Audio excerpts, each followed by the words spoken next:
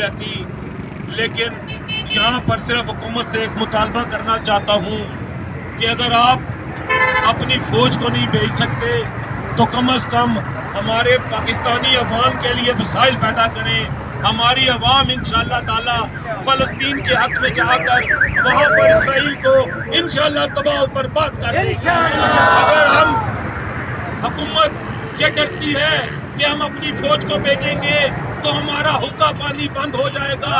हुक्का पानी जो हमारे नसीब में लिखा हुआ है वो अल्लाह की ज़ात की तरफ से हमें मिलेगा। हमें यहाँ पर डटना होगा, आगे बढ़ना होगा और बढ़कर इन ज़ालिमों को काफ़िर किरदार तक पहुँचाना होगा। इसी में हमारे मुसलमानों की बचत है। अगर आज भी हम इकट्ठे ना हुए तो एक एक करके आज वो फ़लस्तीन की तरफ आ रहे हैं, कल वो पाकिस्तान की तरफ आएंगे। ये मरहला हमारे